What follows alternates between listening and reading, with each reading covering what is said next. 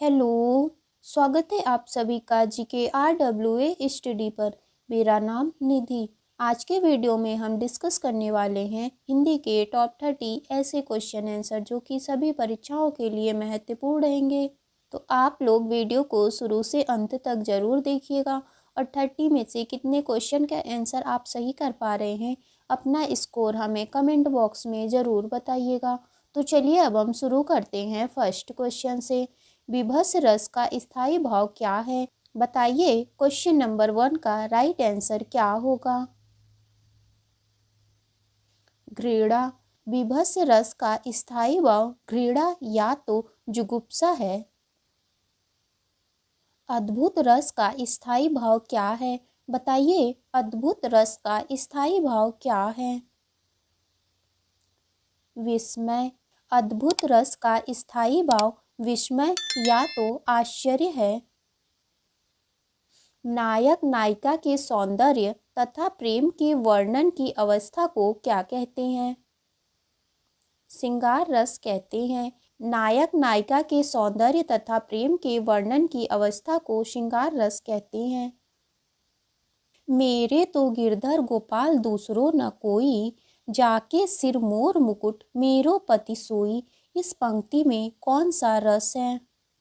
श्रृंगार रस। इस पंक्ति में मीरा कृष्ण के प्रेम में मग्न है और उन्होंने कृष्ण को अपना सर्वज्ञ मान लिया है। तो ध्यान दीजिएगा ऑप्शन ए इसमें राइट आंसर होगा। श्रृंगार रस कितने प्रकार के होते हैं?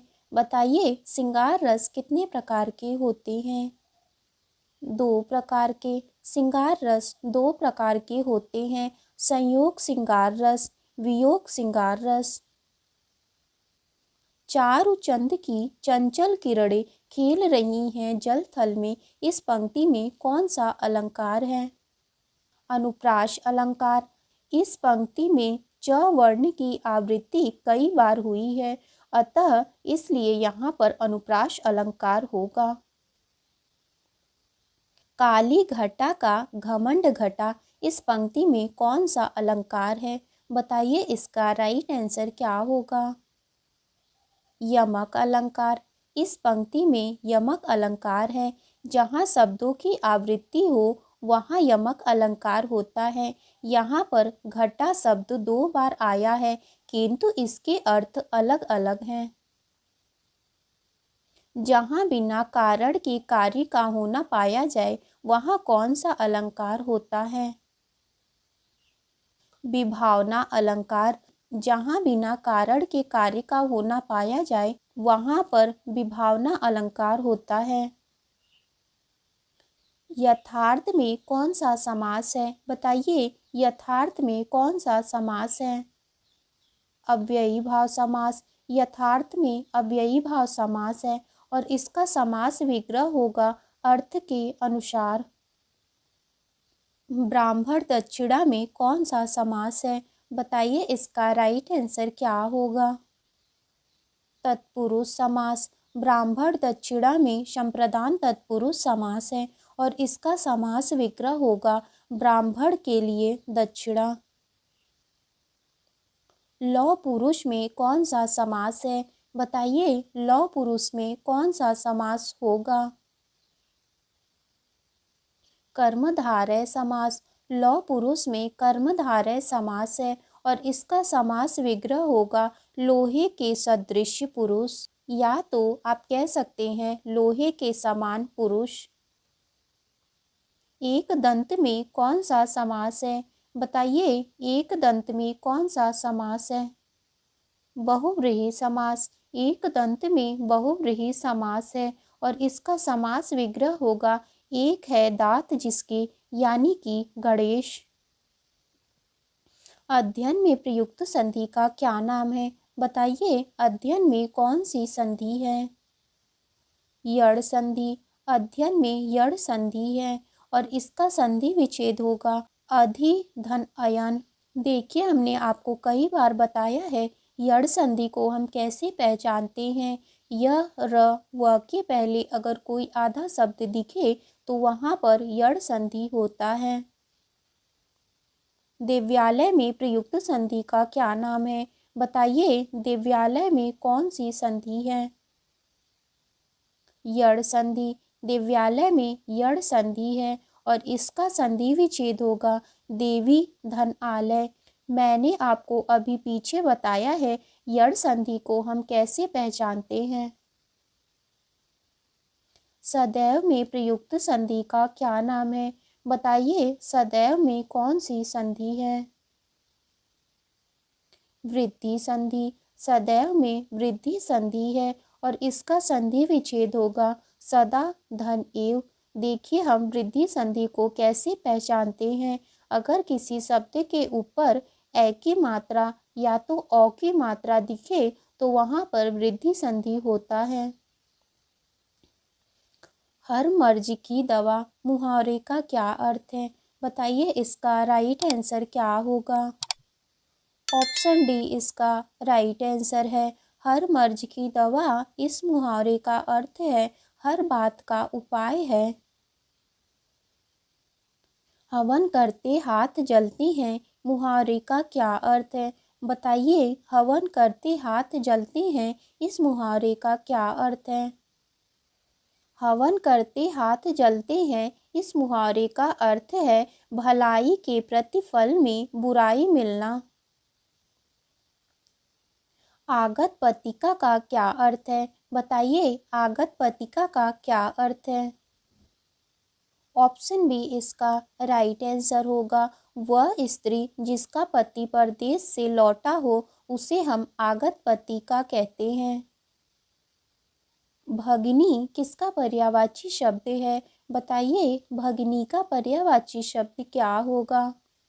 भगिनी का पर्यायवाची शब्द बहन है और बहन के अन्य पर्यायवाची शब्द रक्षिका, बहन प्रिय, सहोदरी और बहना है। विदूषक किसका पर्यायवाची शब्द है? बताइए विदूषक का पर्यायवाची शब्द क्या होगा? जोकर।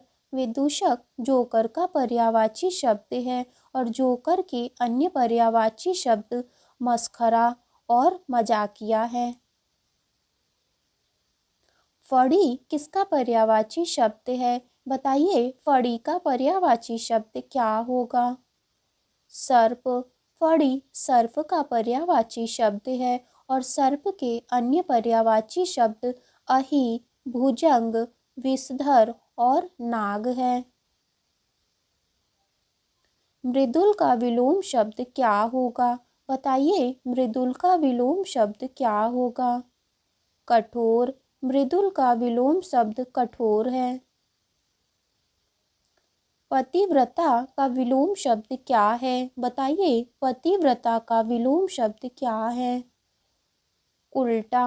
पतिव्रता का विलोम शब्द उल्टा है।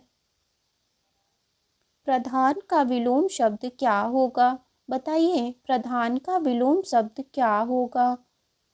गौड़। प्रधान का विलोम शब्द गौड़ है। निम्न में से कौन सा घोष वर्ण है? बताइए इनमें से कौन सा घोष वर्ण है? म घोष वर्ण है। हर वर्ग का तीसरा, चौथा और पांचवा व्यंजन घोष वर्ण कहलाता है। क, ग, ज, फ ध्वनियाँ किसकी हैं? बताइए क, ग, ज, फ ये सभी ध्वनियाँ किसकी हैं? ऑप्शन बी इसका राइट आंसर है। क, ग, ज, फ ये सभी ध्वनियाँ अरबी फारसी की हैं। मैं खाना खा चुका हूँ इस वाक्य में भूतकाल का कौन सा भेद है? बताइए इसका राइट आंसर क्या होगा? आसन्न भूतकाल। मैं खाना खा चुका हूँ इस वाक्य में आसन्न भूतकाल है।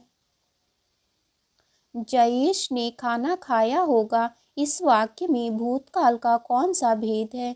बताइए जयेश ने खाना खाया होगा इस वाक्य में भूतकाल का कौन सा भेद है? संदिग्ध भूतकाल। जयेश खाना खाया होगा इस वाक्य में संदिग्ध भूतकाल है।